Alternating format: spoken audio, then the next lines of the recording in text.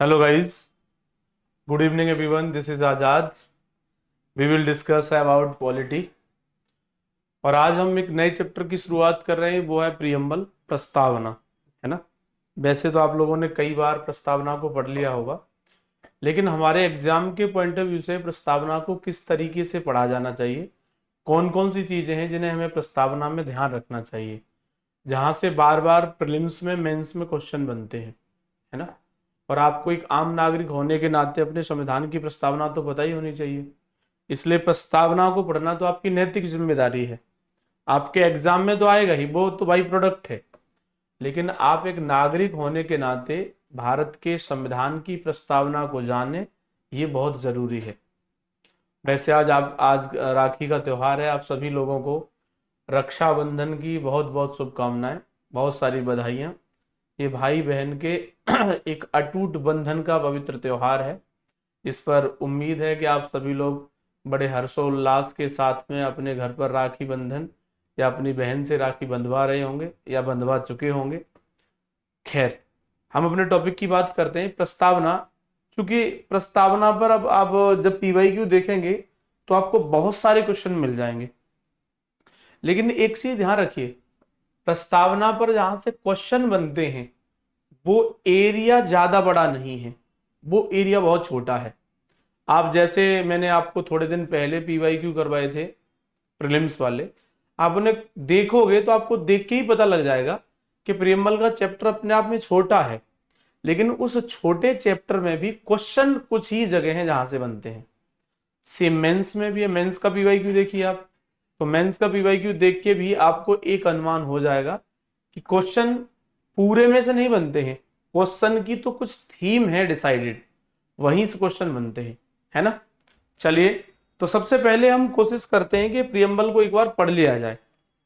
तो जो हमारे संविधान में प्रस्तावना दी गई है, उस प्रस्तावना को आप सभी लोग एक बार पढ़ लीजिए। देखिए, आपके सामने दी गई है प्रस्तावना। लिखा है, हम भारत के लोग भारत को एक संपूर्ण प्रभुत्व संपन्न, समाजवादी, पंथ निरपेक्ष, लोकतंत्रात्मक गणराज्य बनाने के लिए और उसके समस्त नागरिकों को सामाजिक, आर्थिक और राजनीतिक न्याय, विचार, अभिव्यक्ति, विश्वास, धर्म व उपासना की स्वतंत्रता, प्रतिष्ठा और अवसर की समता प्राप्त कराने के लिए तथा उन सभी में व्यक्ति की गरिमा और राष्ट्र की एकता तथा अखंडता सुनिश्चित करने वाली बंधुता बढ़ाने के लिए दृढ़ संकल्पित होकर अपनी इस संविधान सभा में आज दिनांक 26 नवंबर 1949 ईस्वी और मार्गशीर्ष शुक्ल सप्तमी संवत 2006 विक्रमी को एतद द्वारा इस संविधान को अंगीकृत, अधिनियमित और आत्मार्पित करते हैं। ठीक है, ध्यान से पढ़ना है आपको, जल्दबाजी नहीं करनी है। पढ़ते टाइम आपको समझ आए कि कौन कौन से मेन टर्म है। इंग्लिश में देखिए, we the people of India, we the people of India having resolve to constitute India into a sovereign, sovereign, socialist, secular, ये क्या है, 3S, sovereign, socialist, secular, democratic republic, and to secure to all its citizens justice, social, economic and political, है ना। ये आप इसको पूरे को एक साथ भी ले सकते हो। तो ये क्या है, जस्टिस है, सोशल, इकोनॉमिक एंड पॉलिटिकल। फिर आगे आप देख रहे होंगे लिबर्टी, लिबर्टी, और लिबर्टी में आप क्या देख रहे हैं, देखिए ध्यान से, thoughts, expression, belief, religion and worship, है ना। देखा आपने, लिबर्टी। आगे देखिए, equality, equality of status and opportunity, equality of status and opportunity, and to promote among them fraternity, ध्यान दीजिए, and to promote among them fraternity ensuring the dignity of the individuals, ध्यान से समझिए, dignity of the individuals and the unity and integrity of the nation is held in our present constituent assembly today on the 26th of this month in November 1949 AD, date मार्गशीर्ष शुक्ल सप्तमी, संवत 2006, संवत कितना है 2006। अब आपको एक बात ध्यान रखनी है, सन और संवत, इनके बीच में 57 वर्ष का अंतर होता है, कितना 57। जब भी कोई सन आपने देख लिया उसमें 57 वर्ष ऐड कर दीजिए और आपका निकल के आ जाएगा क्या,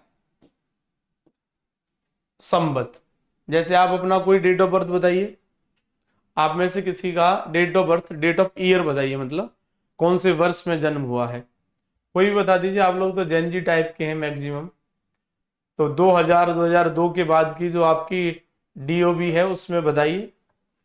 जैसे मान लीजिए, मैं मान लेता हूं अनुमान के लिए 2002, अब किसी का डीओबी है ये, ठीक है।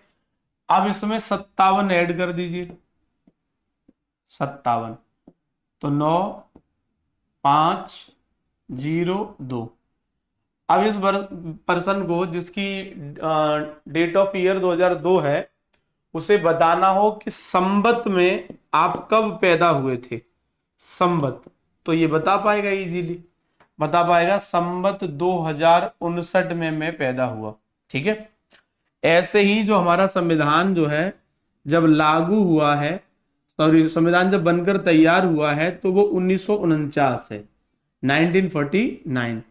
अब इसमें आप 57 ऐड कर लीजिए, है ना, 57 ऐड कीजिए, तो 9 और 7 कितना हो गया, 16, 16 और 5 5 10, 1 5 और 5 10, 0 1 9 10 2, कितना हो गया 2006। यानी ये तो सन थी, है ना, और ये क्या है, संवत। तो हमारा संविधान बनकर के तैयार कब हुआ, 2006 में। कोई कहे 2006 यार बहुत लेटेस्ट नहीं बता रहे हो आप, तो बताना है 2006 सन नहीं है, ये संवत है, ठीक है। तो अब आपको ये संवत और सन का अंतर पता होना चाहिए। कभी ऐसा पूछ दे प्रीलिम्स में तो दो राय नहीं है। देखिए ये भी चूंकि इस पे लोग ध्यान नहीं देते हैं, मैं आपको बता दूं, ये जो शुक्ल सप्तमी लिखा है, यानी जो आपका महीना होता है हिंदी में, उसमें 2 पक्ष होते हैं। पक्ष का मतलब एक महीने को 2 पार्ट में डिवाइड कर देते हैं, 15-15 दिन। एक होता है शुक्ल पक्ष और दूसरा होता है कृष्ण पक्ष। तो ये शुक्ल पक्ष की बात हो रही है, शुक्ल पक्ष, संवत 2006 और ये विक्रमी, ठीक है। संविधान को अंगीकृत, अधिनियमित और आत्मार्पित, है ना, यानी hereby adopted, enacted and dedicated to this constitution। ये हमारी पूरी की पूरी प्रस्तावना है और इसी प्रस्तावना पर बेस्ड हमें बातचीत देखनी है। एक बार सभी लोग और पढ़िए ध्यान से, इसको पढ़िए ध्यान से। आपको ये वर्ड्स जो हैं याद हो जाएं लगभग, इतने बार रिवीजन कीजिए, रटना नहीं है, रिवीजन कीजिए।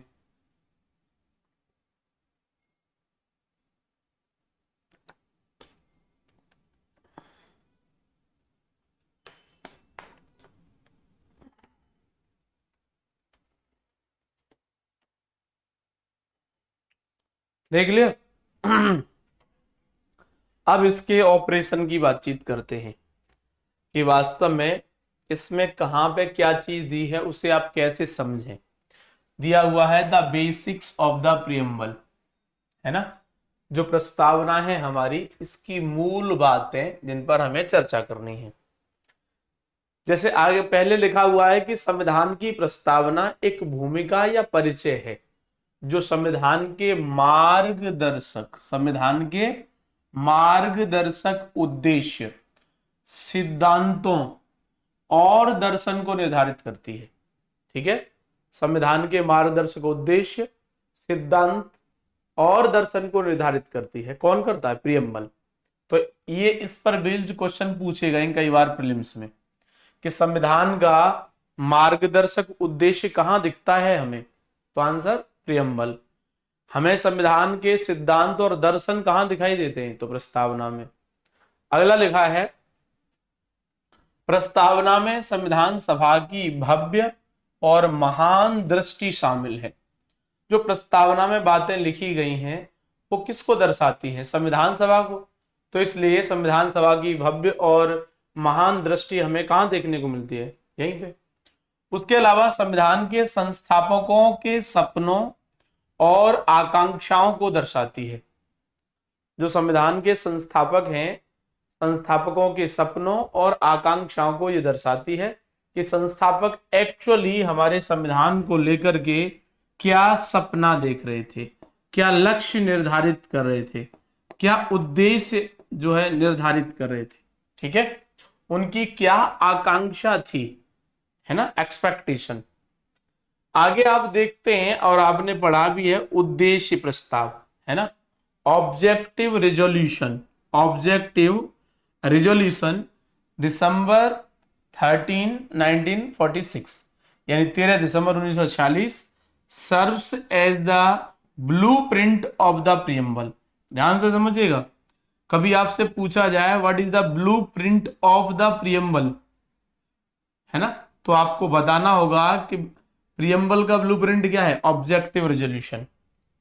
ये आपको समझ में आना चाहिए। ये किसने पेश किया था उद्देश्य प्रस्ताव? बताइए तो कमेंट करके। उद्देश्य प्रस्ताव हमें पता लग गया कि 13 दिसंबर 1946 को पेश किया गया संविधान सभा में। लेकिन ये संविधान सभा में किसने पेश किया? तो आपको ध्यान रखना है, नेहरू जी।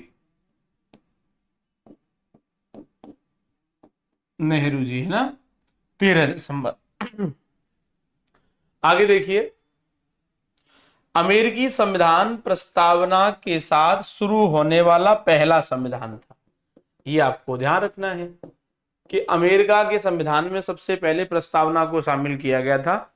इससे पहले हमें कहीं भी ये तो दिखाई नहीं देता है, कम से कम। ठीक है, आगे देखिए, प्रस्तावना संविधान के उद्देश्यों और लक्ष्यों की व्याख्या करती है, संविधान को एक दिशा निर्देश प्रदान करती है। ध्यान से समझिए, संविधान को दिशा निर्देश कौन दे रहा है? प्रस्तावना। और प्रस्तावना संविधान को उद्देश्यों, लक्ष्यों की व्याख्या करने में भी सहायता कर रही है। इसलिए बड़ा महत्व है संविधान की प्रस्तावना का। प्रस्तावना बुनियादी राजनीतिक, नैतिक और धार्मिक दर्शन और मौलिक मूल्यों का प्रतीक है जिन पर संविधान आधारित है। आपने अभी संविधान की प्रस्तावना को पढ़ा, वहां आपको कुछ ऐसा लगा क्या? बताइए जल्दी। The preamble embodies the basic political, moral and religious philosophies and fundamental values on which the constitution is based। आपको लगा कुछ कि प्रस्तावना में जो है कुछ बुनियादी राजनीतिक मूल्य है, कुछ नैतिक मूल्य है, कुछ धार्मिक और दार्शनिक मूल्य है, मौलिक मूल्य है, कुछ दिखाई दिया आपको? तो दिखाई दिया ही होगा आपको। वहां न्याय की बात कही गई है, वहां स्वतंत्रता की बात कही गई है, वहां समानता की बात कही गई है, वहां बंधुत्व की बात कही गई है, वहां संप्रभुता की बात कही गई है। कही गई कि नहीं, है ना? आपने देखा था सेकुलर, सोशलिस्ट, ये सब बातें कही गई हैं वहां पे, इसलिए आपको ध्यान रखना है। अगली बात यह भी है कि प्रस्तावना न तो विधायिका के लिए शक्ति का स्रोत है और न ही विधायिका की शक्तियों पर रोक। It is the important. हमें कभी कभी ऐसा लगता है कि प्रस्तावना या तो लेजिस्लेचर के लिए रिस्ट्रिक्शन क्रिएट करती है, या प्रस्तावना जो लेजिस्लेचर है उसके लिए कोई पावर का सोर्स है। जी नहीं, दोनों में से कुछ नहीं है। प्रस्तावना न तो विधायिका के लिए शक्ति का स्रोत है और न ही विधायिका की शक्तियों पर रोक लगाती है। प्रस्तावना एक गैर न्यायिक कानून की अदालतों में प्रवर्तनीय नहीं है। ध्यान दीजिए, इसका मतलब यह है the preamble is not justiciable, है ना, not enforceable in court of the law. Enforceable का मतलब क्या होता है? जिसे लागू न करवाया जा सके, जिसे प्रवर्तन में न लाया जा सके। यानी न्यायपालिका में जाकर के आप कहो कि ये प्रस्तावना में जो बातें लिखी गई हैं वो पूरी नहीं हो पाई हैं, तो जुडिशरी क्या कहेगी आपसे? न्यायपालिका क्या कहेगी आपसे कि सॉरी फॉर दैट, एक्चुअली इसका नेचर ही ऐसा है कि नॉन इन्फोर्सेबल है ना। तो फिर आप सीधे लौट आओगे, क्या करोगे, है ना। आगे देखिए, एम हिदायतुल्लाह साहब हैं, इन्होंने क्या कुछ कहा है। एम हिदायतुल्लाह, प्रस्तावना संयुक्त राज्य अमेरिका की स्वतंत्रता की घोषणा के समान है। जो हमारे संविधान में प्रस्तावना है वो ऐसी है जैसे अमेरिका में स्वतंत्रता की घोषणा हुई, उसके बराबर इसका महत्व है, ऐसा इन्होंने कहा। अब देखिए, एक एक बात समझने की कोशिश करेंगे हम धीरे धीरे। पहले हम इस बात को समझ लें कि प्रस्तावना में कहा गया है हम भारत के लोग, we the people of India, है ना। आप ध्यान से समझिएगा, इस बात पर जोर देता है ये शब्द कि संविधान भारतीय लोगों, किसके द्वारा? संविधान भारतीय लोगों द्वारा उनके लिए बनाया गया है। यह लोकप्रिय संप्रभुता की अवधारणा पर ध्यान देता है। राजनीतिक व्यवस्था लोगों के प्रति जवाबदेह और जिम्मेदार है।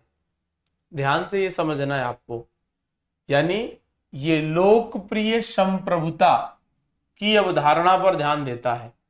राजनीतिक व्यवस्था लोगों के प्रति, जितना जो भी हमारे यहाँ पॉलिटिकल सिस्टम है वो लोगों के प्रति जवाबदेह है और जिम्मेदार है। अब पॉलिटिकल सिस्टम आपको कैसा लग रहा है आजकल? ऐसा लग रहा है कि जवाबदेह है? आप तो मूवमेंट वगैरह देख रहे होंगे, एसएससी वाले स्टूडेंट्स, टीचर मूवमेंट कर रहे हैं, सरकार और पॉलिटिकल सिस्टम, आपको ऐसा लग रहा है कि हाँ रिस्पॉन्सिबल है या अपनी जिम्मेदारी समझ रहा है? कुछ नहीं लग रहा होगा आपको, उतना जितना लगना चाहिए उतना नहीं लग रहा है। एक्चुअली डेमोक्रेसी है, यहां अगर आप किसी सरकार से, किसी पॉलिटिकल पार्टी से इमोशनली कनेक्ट हो गए, इसका मतलब आपने भारत के फिर शासन को समझा नहीं है। भारत के शासन को समझिए।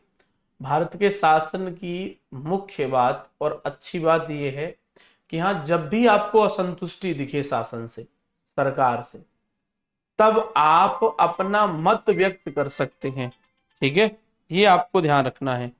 अदरवाइज और जगहों पे जाएंगे आप, और किसी शासन में जाएंगे तो आपको ये अवसर नहीं मिलेगा कि आप अपना मत व्यक्त कर पा रहे हैं, ठीक है।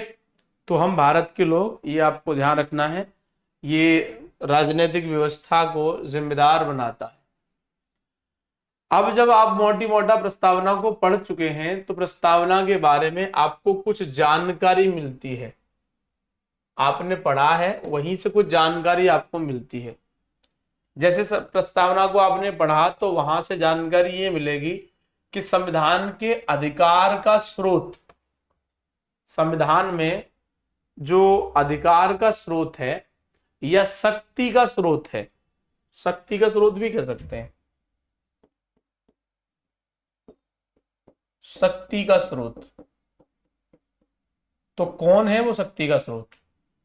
तो आपको पता है, भारत के लोग, क्योंकि भारत के लोगों से अपना अधिकार प्राप्त करता है संविधान। संविधान को अधिकार किसने दिया? लोगों ने। इसीलिए तो पहला ही वर्ड लिखा गया, we the people of India.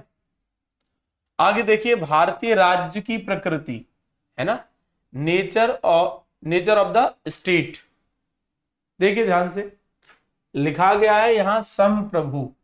संप्रभु का मतलब सॉवरेन, समाजवादी यानी सोशलिस्ट, धर्मनिरपेक्ष मतलब सेक्युलर, लोकतांत्रिक डेमोक्रेटिक, और गणराज्य है ना रिपब्लिक,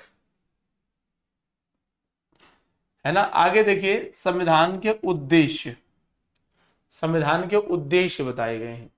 यानी प्रस्तावना में संविधान को अधिकार कहां से मिला ये बता दिया गया, प्रस्तावना में ये बता दिया गया भारत के राज्य की प्रकृति क्या है, प्रस्तावना में ही ये भी बता दिया गया कि संविधान के उद्देश्य क्या है।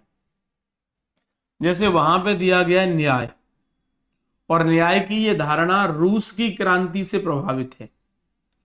और फिर आप देखिए स्वतंत्रता, समानता, बंधुत्व, ये भी तीनों को स्थान दिया गया, ये सब उद्देश्य हैं। लेकिन ये तीनों फ्रांसीसी क्रांति के नारे हैं, इसलिए फ्रांस की क्रांति से इन्हें लिया गया है। फिर आप देखेंगे तो संविधान को अपनाने की तिथि दी गई है। संविधान कब अपनाया गया तो 26 नवंबर 1949।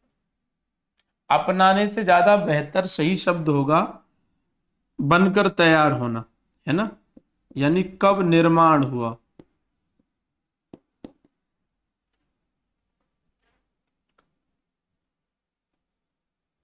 क्या आप जानते हैं अनुरूपता सुनिश्चित करने के लिए संविधान के बाकी हिस्सों को पहले से ही अधिनियमित किए जाने के बाद संविधान सभा द्वारा प्रस्तावना को अधिनियमित किया गया था। यानी जो प्रियम्बल है, the preamble was enacted by the constituent assembly after the rest of the constitution had already been enacted to ensure conformity. यानी समझना है आपको इस बात को कि ये जो हमारे संविधान की प्रस्तावना है इसे अधिनियमित किया गया है बाद में, बाकी हिस्सों के बाद। अब हम चलते हैं कि प्रस्तावना में जो मुख्य शब्दावलियों का प्रयोग किया गया है उन प्रमुख शब्दावलियों के क्या मायने हैं, क्या मीनिंग है, क्या अर्थ निकलता है। जैसे आपके सामने है संप्रभुता, है संप्रभुता, सॉवर्जिनिटी। तो इस संप्रभुता का मतलब क्या है ये आपको समझना है। देखिए ध्यान से, भारत बाह्य रूप से संप्रभु है। बाह्य रूप से संप्रभु का मतलब कोई बाहरी दबाव नहीं है, बाहरी दबाव से मुक्ति,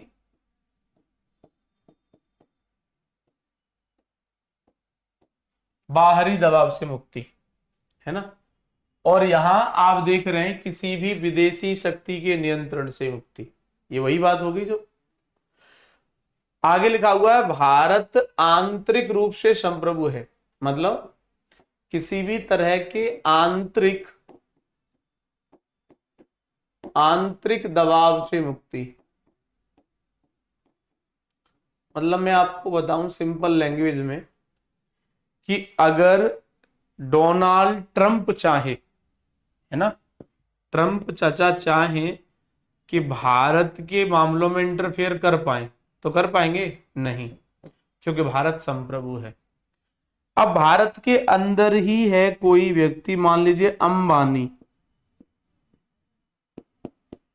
अंबानी, क्या वो इंटरफेयर कर पाएंगे? नहीं। भाई संविधान तो यही कहता है कि न तो अंबानी इंटरफेयर कर सकते हैं न ट्रंप कर सकता है, मतलब न तो बाहरी कोई शक्ति कर सकती है ना अंदर की। यही संप्रभुता है। स्वतंत्र सरकार होती है जो सीधे लोगों के द्वारा चुनी जाती है, यहां बीच में नंबर नहीं किसी का आना है। अमेरिका में तो आपने देखा था डायरेक्टली कोई इन्वॉल्व था, कौन इन्वॉल्व था कमेंट करके बताइए। डायरेक्टली कौन इन्वॉल्व दिखाई दिया आपको? तो आपने देखा होगा, आपको डायरेक्टली इन्वॉल्व दिखाई दिया एलन मस्क। लेकिन भारत में ऐसा नहीं होता है।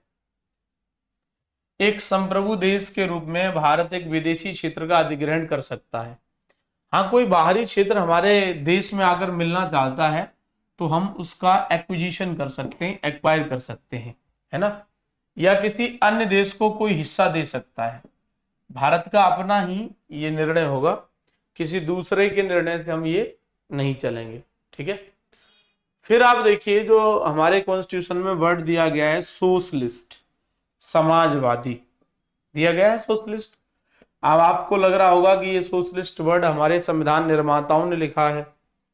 संविधान निर्माताओं ने सोशलिज्म का भाव तो रखा, लेकिन ये वर्ड जो जोड़ा गया है ये बाद में जोड़ा गया है। ये आपको ध्यान रखना है। The socialist element added by the 42nd amendment 1976 is contained in the fundamental duties article 36 to 51, but the 42nd amendment has in the fundamental duties has clearly mentioned it। आपको ये ध्यान रखना है कि जो सोशलिस्ट वर्ड है, socialist word क्या पहले संविधान में नहीं था? तो वर्ड एकदम क्लियर तो नहीं था, लेकिन इसे बाद में जोड़ा गया है स्पष्ट शब्द के रूप में। जैसे देखिए 42वें संशोधन 1976 से समाजवादी तत्व मौलिक कर्तव्यों में निहित है, लेकिन 42वें संशोधन ने स्पष्ट रूप से इसका उल्लेख किया है। समाजवाद एक आर्थिक दर्शन के रूप में भारत ने मिश्रित अर्थव्यवस्था को अपनाया। भारतीय समाजवाद में आप देखेंगे मार्क्सवाद, गांधीवाद की ओर से अत्यधिक झुकाव, लोकतांत्रिक समाजवाद अपनाया हुआ मिश्रित आर्थिक मॉडल है ना, जहां पर सार्वजनिक और निजी क्षेत्र साथ साथ में काम कर रहे हैं। इसलिए एक सामाजिक दर्शन के रूप में समाजवाद सामाजिक समानता और बराबरी पर अधिक बल देता है। वहीं डेमोक्रेटिक सोशलिज्म की बात करें, लोकतांत्रिक समाजवाद, इसका उद्देश्य है गरीबी, अज्ञानता, बीमारी और अवसर की असमानता को समाप्त करना। देखिए इसमें जो एक गलती दी गई है दोनों ही में, हिंदी में भी इंग्लिश में भी, वो ये दी गई है कि 42वें संशोधन से जोड़ा तो गया समाजवादी, लेकिन प्रस्तावना में ही तो जोड़ा गया है। हम क्या पढ़ रहे हैं? प्रस्तावना पढ़ रहे हैं हम, ठीक है। टाइपिंग मिस्टेक हो गई है, प्रस्तावना। और यहां क्या लिख दिया है प्रस्तावना लिखने की बजाय? मौलिक कर्तव्य। ये नहीं है।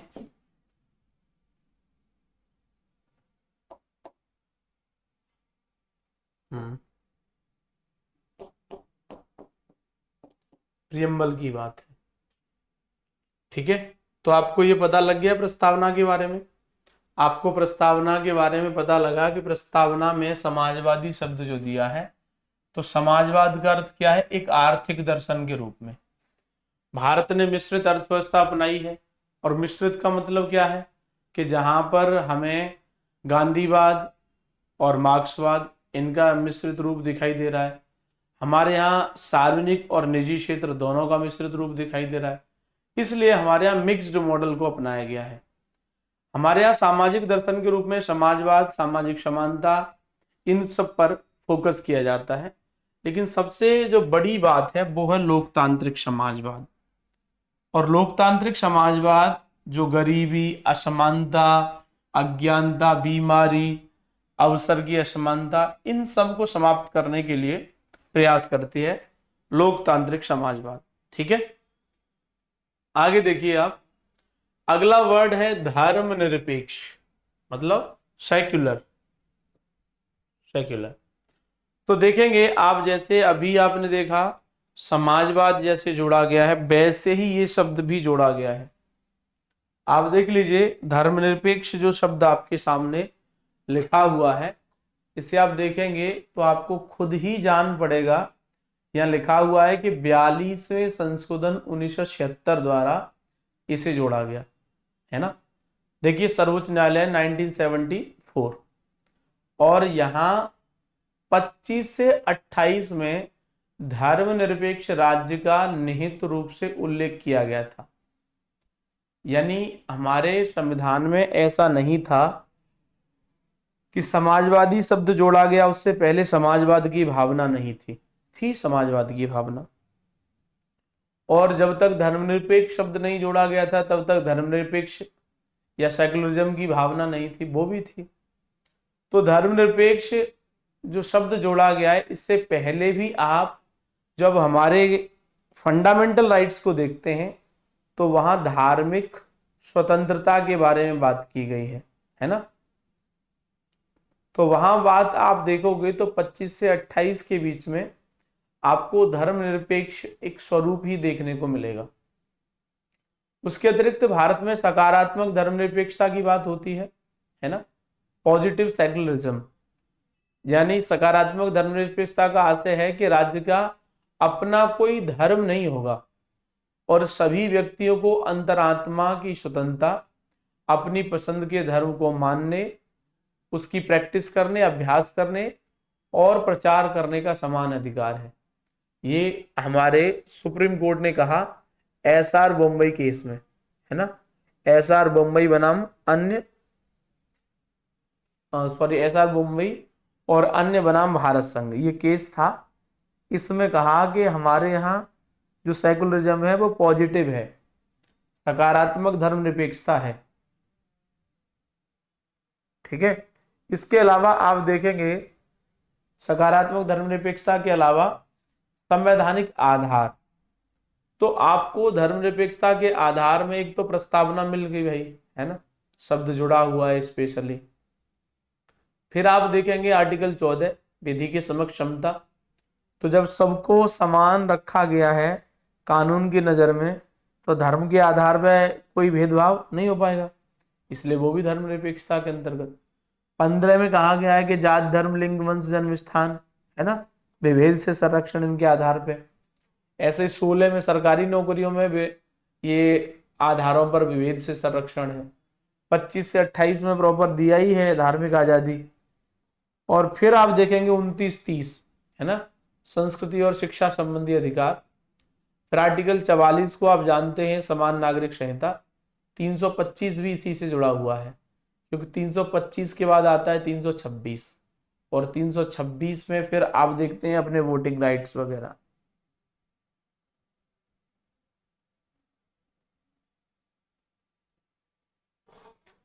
आगे आप देखिए धर्मनिरपेक्षता बुनियादी संरचना सिद्धांत का हिस्सा है। मैंने आपको शायद बताया था कि हमारे पूरे इस न्यायपालिका के इतिहास में कुछ ही मामले हैं जो बहुत ज्यादा फेमस हुए हैं। उनमें एक प्रमुख मामला है केशवानंद भारती। तो केशवानंद भारती के मामले में हमारी न्यायपालिका ने एक नया कंसेप्ट दिया था, नई अवधारणा दी थी। और वो नई अवधारणा क्या थी?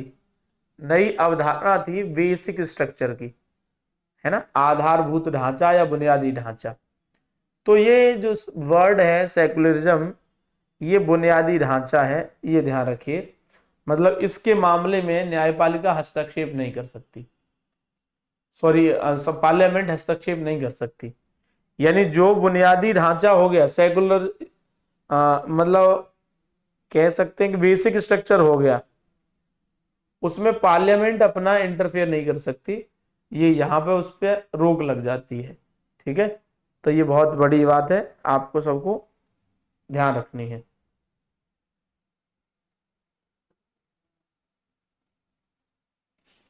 अब अगला वर्ड देखते हैं। धर्मनिरपेक्ष हो गया, अगला वर्ड है लोकतांत्रिक, है ना, डेमोक्रेटिक। और लोकतांत्रिक का मतलब आप जानते हैं बहुत अच्छे से, ध्यान से देखिए। मैं साइड में इसलिए हट जा रहा हूं क्योंकि आपको देख पाओ एक एक लाइन को। देखिए, क्योंकि ये जो नोट्स है मैंने इतना सेलेक्टेड बनाया है कि जो बात पूछी जानी है वही आपके सामने आए। आप देख रहे हैं संविधान ने सरकार का एक रूप स्थापित किया है जो लोगों की इच्छा से अपना अधिकार प्राप्त करता है ना। संविधान ने सरकार का एक रूप स्थापित किया है जो लोगों की इच्छा से अपना अधिकार प्राप्त करता है। लोकप्रिय संप्रभुता का सिद्धांत, है ना। आगे देखिए अगला लाइन, शासक लोगों द्वारा चुने जाते हैं। शासक किसके द्वारा? लोगों के द्वारा चुने जाते हैं और उनके प्रति जवाबदेह होते हैं। फिर आप देखेंगे लोकतांत्रिक में शामिल है, क्या क्या शामिल है लोकतांत्रिक में? तो आप देखेंगे राजनीतिक, सामाजिक, आर्थिक लोकतंत्र, ये शामिल है लोकतंत्र में, है ना। आप प्रस्तावना में न्याय देखते हो, लोकतंत्र में भी आप राजनीतिक सामाजिक लोकतंत्र देख सकते हो।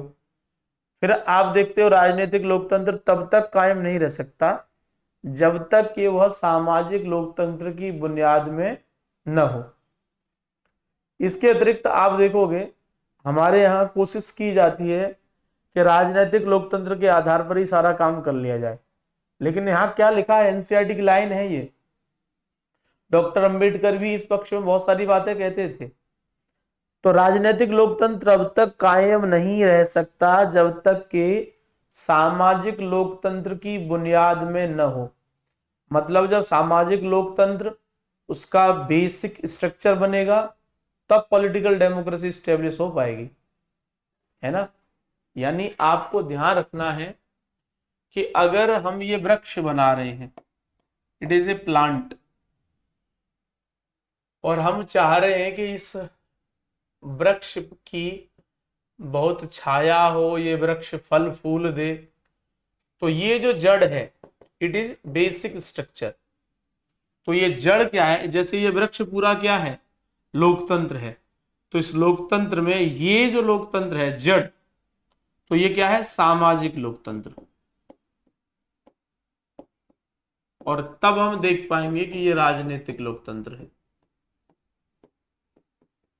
अब आप समझ गए होंगे, क्या बिना इस जड़ के ये वृक्ष रुका रह सकता है? नहीं। इसलिए राजनीतिक लोकतंत्र जरूरी है, लेकिन उससे ज्यादा जरूरी है सामाजिक लोकतंत्र। ठीक है। सामाजिक लोकतंत्र में स्वतंत्रता, समानता, बंधुत्व, ये सारी चीजें आ जाती हैं। समाज में अगर आपकी में लोकतंत्र है तो स्वतंत्रता होगी, कोई किसी को दबाने की कोशिश थोड़ी करेगा। महिलाओं के अधिकार होंगे, आदिवासियों को अधिकार होंगे, सबके अधिकार होंगे, और यहाँ समानता का व्यवहार होगा, कोई ऊंच नीच की बात नहीं होगी। यहाँ बंधुत्व, भाईचारे की भावना होगी। It is a social democracy. आगे आप देखेंगे भारत का प्रतिनिधिक संसदीय लोकतंत्र। भारत में कैसा लोकतंत्र है? प्रतिनिधि मूलक, यानी रिप्रेजेंटेटिव डेमोक्रेसी है। और रिप्रेजेंटेटिव डेमोक्रेसी है इसलिए हमारे यहाँ कुछ चीजें हैं जो हमें ध्यान रखनी पड़ती हैं। जैसे एक तो सार्वभौमिक वयस्क मताधिकार, है ना, आवधिक चुनाव, और आगे देखेंगे कानून का शासन, रूल ऑफ लॉ, और उसके बाद आप देखेंगे इंडिपेंडेंट जुडिशरी, और किसी आधार पर भेदभाव नहीं। ये आप सब ध्यान से समझिएगा। इंग्लिश वाले देख लीजिएगा, यहाँ जो वर्ड दिए गए हैं, इंडियाज रिप्रेजेंटेटिव पार्लियामेंट्री डेमोक्रेसी, और आप जानते हैं यूनिवर्सल अडल्ट सफरेज या फ्रेंचाइज भी बोलते हैं। सफरेज से ज्यादा फ्रेंचाइज ये वर्ड जो है वो चलता है।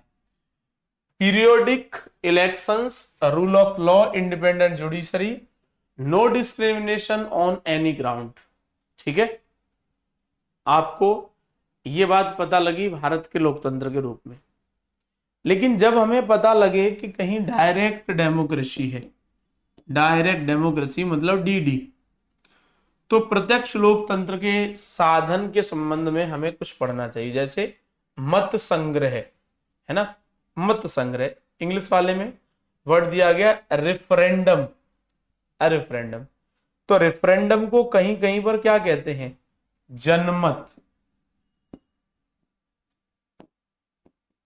जनमत, ठीक है, वह प्रक्रिया जिसके द्वारा एक प्रस्तावित कानून को मतदाताओं को उनके प्रत्यक्ष मतों द्वारा अध्यादेश के लिए भेजा जाता है ना।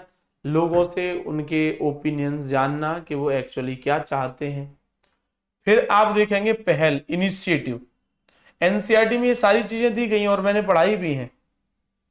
वह तरीका जिसके द्वारा लोग अधिनियमन के लिए विधायिका को किसी विधेयक का प्रस्ताव दे सकते हैं, है ना। पहल क्या मतलब क्या है?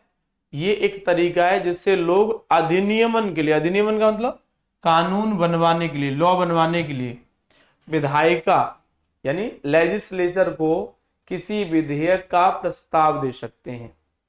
फिर आप देखेंगे राइट टू रिकॉल, वापस बुलाना, वह विधि जिसके द्वारा मतदाता किसी प्रतिनिधि या अधिकारी को कार्यकाल समाप्त होने से पहले हटा सकते हैं या वापस बुला सकते हैं। ठीक है, फिर आप देखेंगे आगे जनमत संग्रह, सार्वजनिक महत्व के किसी मुद्दे पर लोगों की राय प्राप्त करने की विधि है। यह आमतौर पर क्षेत्रीय विवादों को हल करने के लिए उपयोग में लाई जाती है। तो आप जानते हैं सब। अगला आप देख रहे हैं गणतंत्र। आपके सामने वर्ड है गणतंत्र। तो यहां देख रहे हैं लोकतांत्रिक राजनीति को दो श्रेणियों में वर्गीकृत किया गया है, राजशाही और गणतंत्र। जो राजशाही है वो ब्रिटेन में है और गणतंत्र कहां पर है? यूएसए में, भारत में। गणतंत्र दिख रहा है कि नहीं? तो रिपब्लिक सिस्टम कहां? USA and India. Monarchy Britain में। फिर देखिए Republic means wasting political sovereignty in the people, है ना, the absence of any privileged class, कोई भी किसी भी तरह का विशेषाधिकार प्राप्त वर्ग नहीं होगा, है ना, विशेषाधिकार वर्ग का अभाव। And all public offices are open to all, जितने भी सार्वजनिक पद हैं वो किसके लिए खुले हैं? सबके लिए खुले हैं। Open to all without any discrimination, बिना किसी भेदभाव के सबके लिए सार्वजनिक पद खुले हुए हैं।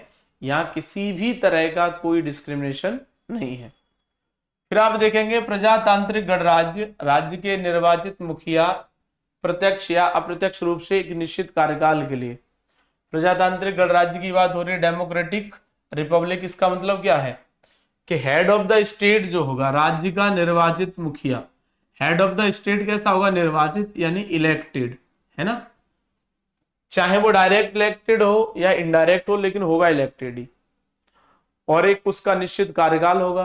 भारत के राष्ट्रपति अप्रत्यक्ष रूप से 5 वर्ष की अवधि के लिए चुने जाते हैं।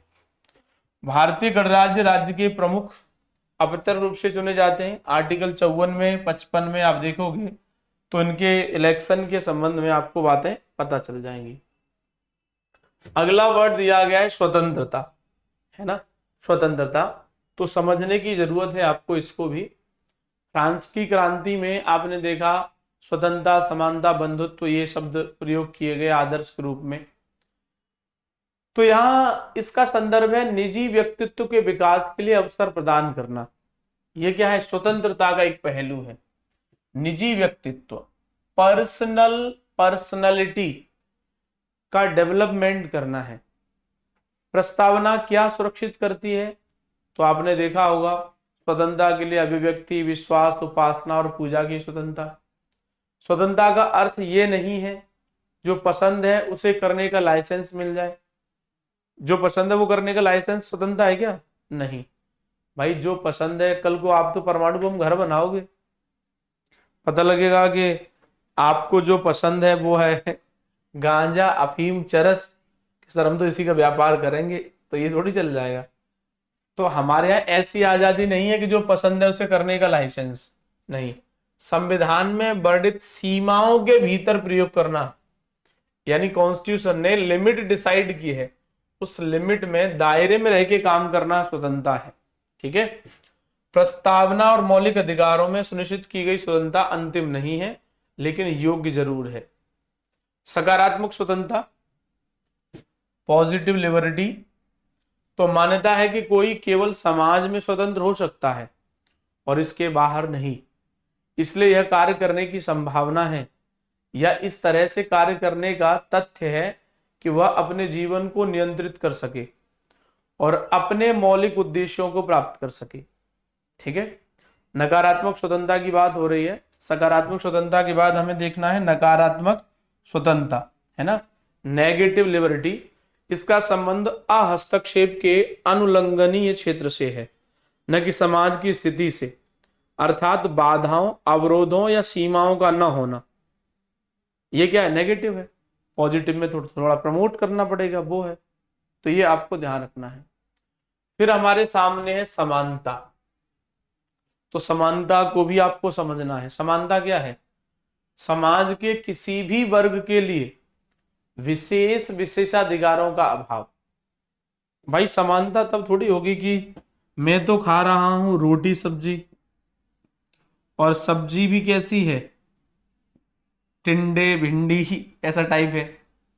एक दूसरा पर्सन है वो भी खाना खा रहा है, और वो जो खाना खा रहा है उसकी थाली में 2-3 तरह के पनीर हैं और कुछ अच्छी अच्छी चीजें हैं। अब आप बताइए, एक यहां मैं हूं और एक ये है, तो क्या यहाँ इक्वलिटी है? नहीं है। मतलब आप उसे प्रिविलेज्ड मान रहे हो, उसके लिए आप विशेषाधिकार लेकर के चल रहे हो। तो समानता क्या है भैया? ये नहीं है ना। थाली सबकी एक जैसी, मतलब सबका खाना एक जैसा। व्यक्ति भले ही एक जैसा न हो, एक भले ही गरीब टाइप का लग रहा हो, दूसरा देखने में अमीर टाइप का लग रहा हो, लेकिन फिर भी खाना एक जैसा। तो इसका मतलब क्या है कि हमने व्यवहार समानता का किया है। लेकिन अगर हम भेदभाव कर रहे हैं, कुछ लोगों को दावत खिला रहे हैं, अपना बफर लगाया हुआ उसमें, कुछ लोगों को जमीन पे बिठा के खिला दे रहे हैं, ये भेदभाव नहीं। क्योंकि समानता का मतलब ही है कि किसी भी वर्ग के विशेष विशेषाधिकारों का अभाव, है ना। प्रिविलेज्ड नहीं होना चाहिए, प्रिविलेजेस नहीं होना चाहिए। बिना किसी भेदभाव के सभी के लिए पर्याप्त अवसर, प्रस्तावना सुरक्षित करती है स्थिति और अवसर की समानता, ये आप सभी लोग जानते हैं। ठीक है। समानता में नागरिक समानता की बात है, जो आर्टिकल आप 14, 15, 16, 17, 18 देख रहे हैं। फिर राजनीतिक समानता की बात है तो 325 में आप धर्म, नस्ल, जाति, लिंग के आधार पर कोई मतदाता सूची में शामिल होने के लिए अपात्र नहीं है। ऐसा थोड़ी कह दिया जाएगा कि आप मुस्लिम हो, आपका वोटिंग लिस्ट में नाम नहीं आएगा, अपात्र हो। नहीं नहीं नहीं, नॉट एट ऑल। हिंदू, मुस्लिम, सिख, ईसाई किसी भी धर्म के हो, आप इस आधार पर, धर्म के आधार पर वोटिंग लिस्ट में शामिल होने से अपात्र नहीं हो सकते। ऐसे आप किसी भी नस्ल से सही, जाति, लिंग कुछ भी सही, आपको वोटिंग लिस्ट में शामिल किया ही किया जाएगा। आर्थिक समानता को आप देखते हैं, आर्टिकल 39, पुरुष और महिलाओं को समान कार्य के लिए समान वेतन और आजीविका के पर्याप्त साधनों का समान अधिकार। ये आपको सब ध्यान रखना है, यानी नागरिक समानता, राजनीतिक समानता, आर्थिक समानता। ठीक है, ये समानता के आयाम है। फिर है बंधुत्व, भाईचारा। तो भाईचारे की भावना के लिए एकल नागरिकता है। हमारे पूरे संविधान में सिंगल सिटीजनशिप की बात कही गई है। इसलिए आप चाहे गुजराती सही, बिहारी सही, मराठी सही, कहीं के भी सही, आपके पास भी एक ही नागरिकता है, हमारे पास भी एक ही नागरिकता है।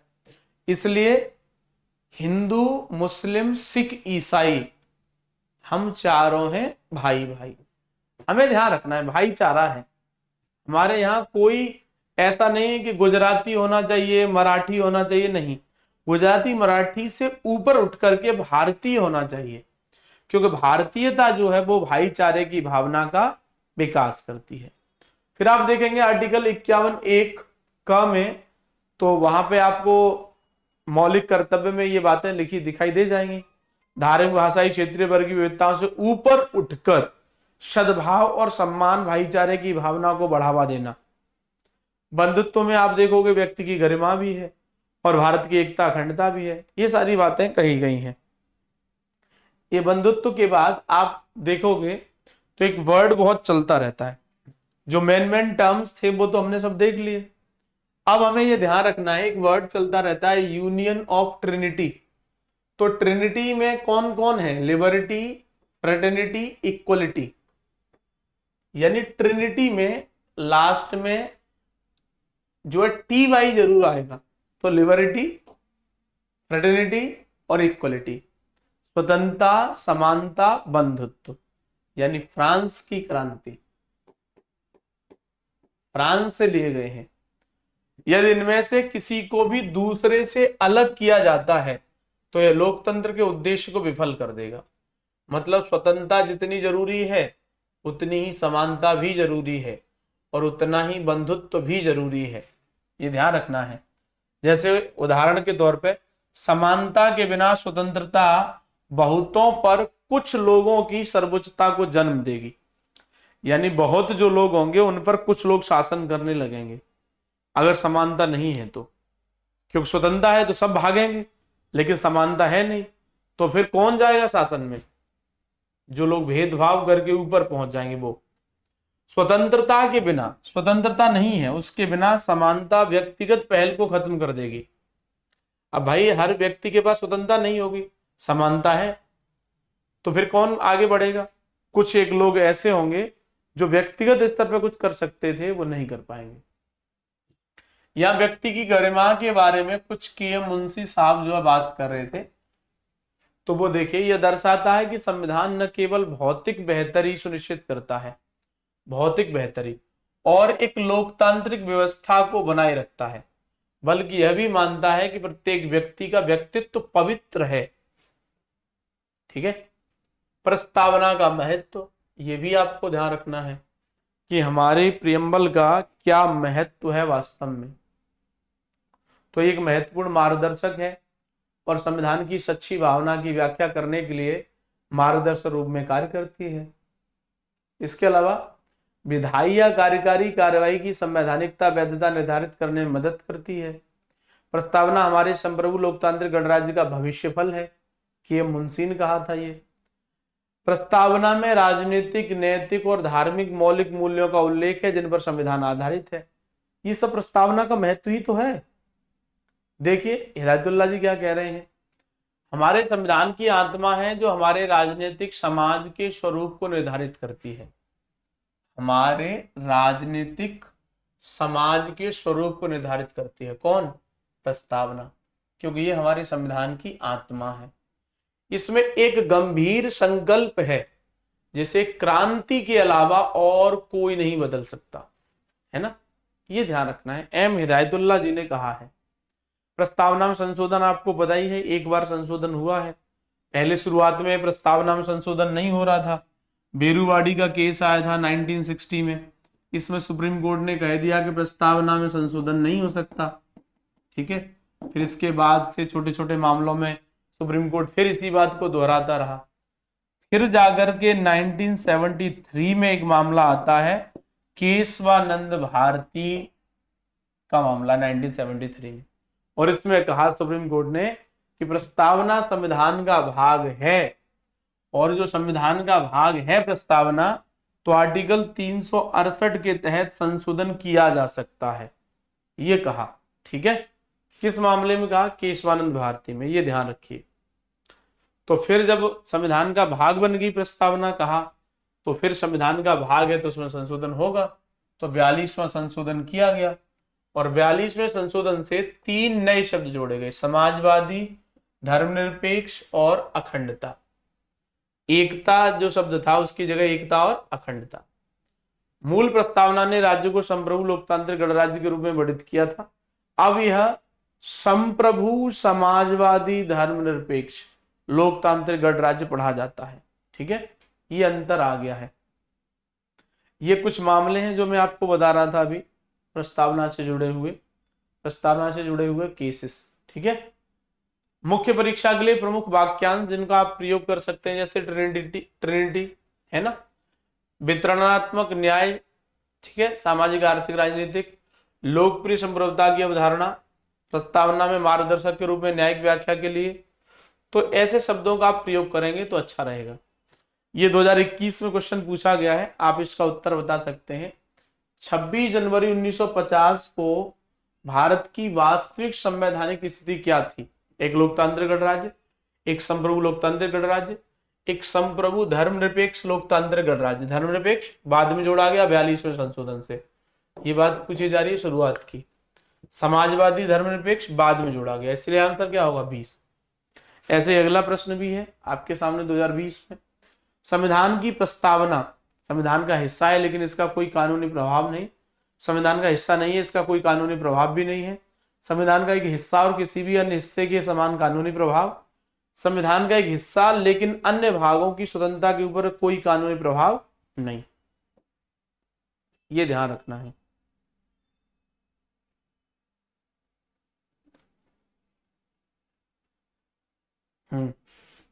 ठीक है। अगला वाला क्वेश्चन देखिए, राजनीति के संदर्भ में आप निम्नलिखित में से किस एक को स्वतंत्रता की सबसे उपयुक्त परिभाषा के रूप में स्वीकार करेंगे? 2019 में ये क्वेश्चन पूछा गया है, तो आप बता पाओगे? राजनीतिक शासकों के अत्याचार के खिलाफ संरक्षण, संयम की अनुपस्थिति, जो कुछ भी पसंद करता है उसे करने का अवसर, खुद को पूरी तरह से विकसित करने का अवसर, है ना। 2019 में ये क्वेश्चन पूछा गया है स्वतंत्रता की सबसे उपयुक्त परिभाषा के रूप में। तो अभी अभी आपको स्वतंत्रता बताई गई थी। राजनीतिक शासकों के अत्याचार के खिलाफ संरक्षण, संयम की अनुपस्थिति, जो कुछ भी पसंद करता है उसे करने का अवसर, खुद को पूरी तरह से विकसित करने का अवसर। बताइएगा, होमवर्क है आपका ये, ठीक है। चलिए तो फिर आप लोग ध्यान रखिए अपना और अपनों का। Thank you so much.